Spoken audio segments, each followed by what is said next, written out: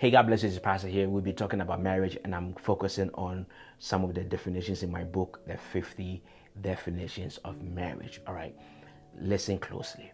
Marriage is not a church. You can't use it to change a person. Marriage is not a church. You can't use it to change a person. Let me tell you how these things come up.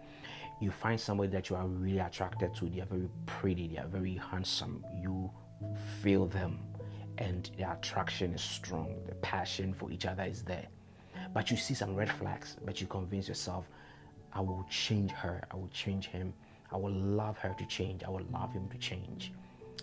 All right. Secondly, you also might not see any red flag, but you go into the marriage and you begin to see character flaws that they have, and you make it your project to change him or change her. Unfortunately, that is not the path forward. All right, I'm going to share some ways to handle those situations, but to handle it, you have to first put your finger on what is causing that character issue in the person. And there are three areas where people's character or bad behavior stems from. Knowing the root cause can help you begin to approach it in a very kind of constructive way, in a way that will not destroy the marriage. All right, let me give you the first place it stems from by giving you this analogy. When you go to the shop in America to buy a product and the price tag on the product says $1, but and you also have $1 in your pocket, you will still not be able to afford it, because even though it's $1, there are taxes involved. You understand that?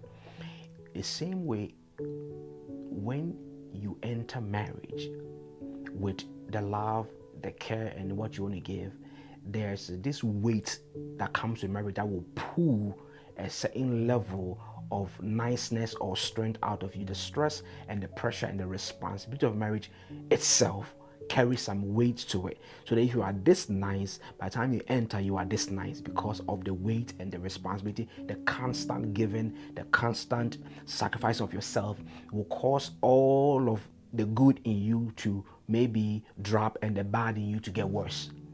You see what I'm trying to say?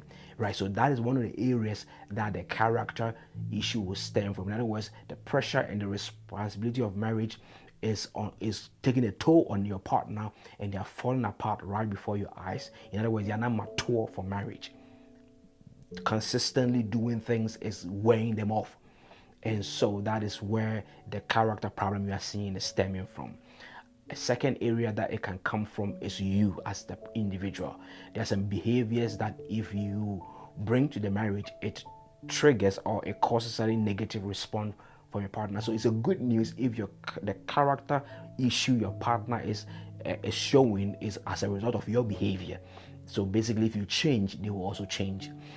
But sometimes you cannot change yourself, so it becomes another challenge. But the third area is the actual character of the individual. Unfortunately, most girls think that they can change a guy who had a lot of girlfriends, right? If they have designed their sexual appetite to fit multiple girls or women, you will not be able to stop them from cheating. You will not be able to. You can do whatever you want to do. You can't stop him from cheating on you, because of a character that he had built before even he entered into marriage. You see what I'm trying to say? And so now, how do I approach such a situation? So identifying the issue is the first step. Is this character issue based on his behavior, just what he grew up on? Is he just irresponsible? Is he just a player? Is he like that? Well, once you discover that, that's the first step. Or is he immature and the responsibility of marriage is just taking a toll on him? Or is it what I'm doing that is causing him or her to behave this way? You understand that? All right. So once you discover that, one, it is the marriage itself that is making him stress out. He has never been responsible. So he is not able to play his role effectively. Then you have to kind of give him room to grow. You have to kind of not be too hard on him, but kind of call the man out of him, call the princess out of her, call the queen out of her. You have to kind of lay your life, unfortunately, for him or for her to come to your level, right? And sometimes if you do that, you are not the one initiating the change, but you are creating an environment where he can or she can grow to your level, right? Secondly, if it is you who is causing that kind of negative behavior, then you have to take the responsibility and be make sure that you are admitting that I am the reason my husband is acting crazy, or I am the reason my wife is acting crazy, and seek help to get your life together, and you will cause him or her to reciprocate that.